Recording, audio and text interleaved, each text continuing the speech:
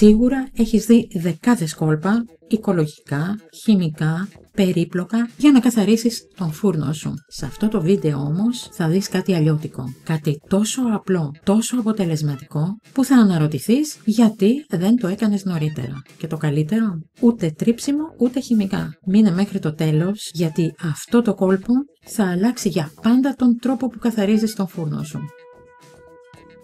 Είστε στο πολυθεματικό κανάλι Mea Culpa και πριν συνεχίσουμε θυμηθείτε να κάνετε εγγραφή όσοι δεν το έχετε ήδη κάνει, να μας δώσετε ένα like, να κοινοποιήσετε το βίντεο και να ενεργοποιήσετε το καμπανάκι για να ενημερώνεστε άμεσα για τα καινούρια βίντεο. Βήμα πρώτο, προθέρμανση. Άναψε τον φούρνο στον αέρα στους 200 βαθμούς για 5 με 10 λεπτά. Η θερμότητα θα δημιουργήσει ατμό πιο γρήγορα. Βήμα δεύτερο, το μαγικό μείγμα. Γέμισε ένα πυρήμαχο σκεύος με 2-3 εκατοστά νερό. Αν ο φούρνος είναι πολύ βρώμικος, πρόσθεσε και ένα ποτήρι λευκό ξύδι που είναι φυσικό και δυνατό απολιπαντικό. Βήμα τρίτο, ατμός σε δράση.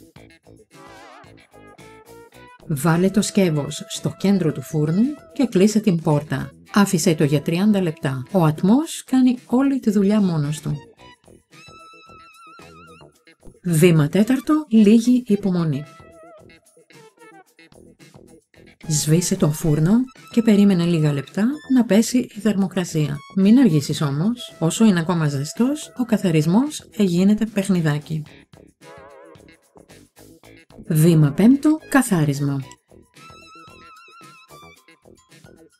Άνοιξε την πόρτα και θαύμα. Η βρωμιά έχει μαλακώσει, ακόμα και τα καμένα λίπη ξεκολλάνε εύκολα. Με ένα απλό σφουγγάρι ή πανί μικροϊνών όλα καθαρίζουν χωρίς κόπο.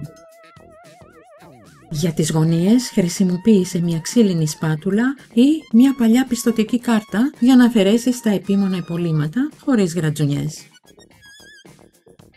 Αυτή η μέθοδος είναι ιδανική γιατί είναι χωρίς χημικά, μόνο νερό και ξύδι, καμία τοξική μυρωδιά ή ερεθισμός, ασφαλής για παιδιά και κατοικίδια. Δεν χρειάζεται τρίψιμο, δεν φθείρει τον φούρνο. Οικονομική και γρήγορη σε λιγότερο από μία ώρα. Ένα πυρήμαχο σκεύος, λίγη ατμόσφαιρα και τέλος η βρωμιά. Γιατί να κάνεις τα πράγματα δύσκολα όταν υπάρχει τόσο απλή λύση?